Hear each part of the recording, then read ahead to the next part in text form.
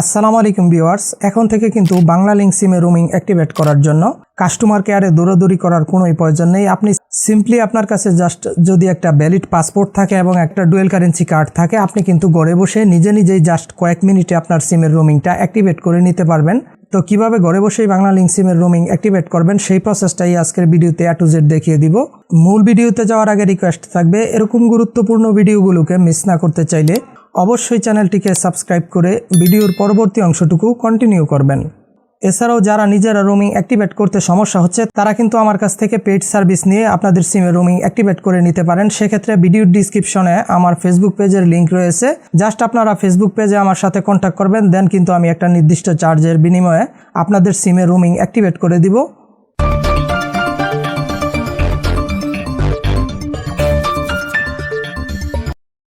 সর্বপ্রথমেই মাই Bangla link অ্যাপটি install করে নিতে হবে। তো তার জন্য যাদের অলরেডি মাই বাংলা লিংক অ্যাপ ইনস্টল এবং লগ ইন করা আছে, ভালো কথা, যাদের লগ ইন করা নেই তারা চলে যাবেন সরাসরি গুগল প্লে স্টোরে।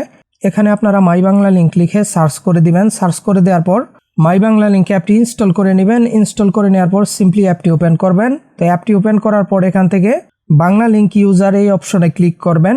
এখন এখানে আপনি আপনার বাংলা লিংক নাম্বারটি উঠিয়ে দিবেন, দেন গেট ওটিপি এখানে ক্লিক করবেন।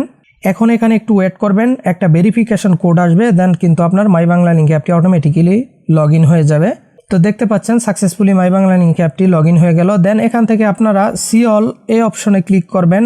এখানে ক্লিক করার পর আপনারা জাস্ট উপরের দিকে যেই অপশনগুলো দেখতে পাচ্ছেন এখানে লেফট সাইডে স্ক্রল করবেন। এখানে লেফট সাইডে স্ক্রল করার পর রোমিং একটি অপশন দেখতে পাবেন, এখান থেকে রোমিং অপশনে ক্লিক করবেন। এখানে ক্লিক করার পর নিচ থেকে অ্যাক্টিভেট অপশনে ক্লিক করবেন। এখান থেকে প্রথমেই ইমেল অ্যাড্রেস, এখানে আপনি আপনার একটা ইমেল অ্যাড্রেস দিয়ে দিবেন এবং এখানে আপনি চেষ্টা করবেন অবশ্যই একটা ভ্যালিড ইমেল অ্যাড্রেস ব্যবহার করার।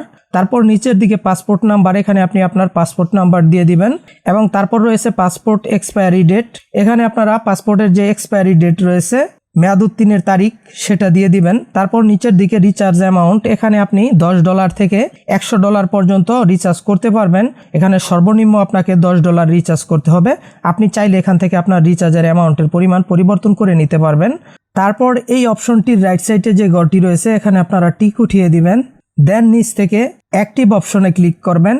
দেন এখানে কিন্তু আপনাদের পেমেন্ট গেটওয়েটি ওপেন হবে। এখন এখানে আপনাদের একটি ডুয়েল কারেন্সি কার্ডের প্রয়োজন হবে, সেটা হতে পারে প্রিপেড কার্ড, ডেবিট কার্ড, যে কোনো ধরনের ডুয়েল কারেন্সি কার্ড। তো প্রথমেই এখানে আপনারা আপনাদের কার্ড নাম্বার উঠিয়ে দিবেন। তারপর এখানে আপনারা আপনাদের কার্ডের এক্সপায়ারি ডেট উঠিয়ে দিবেন।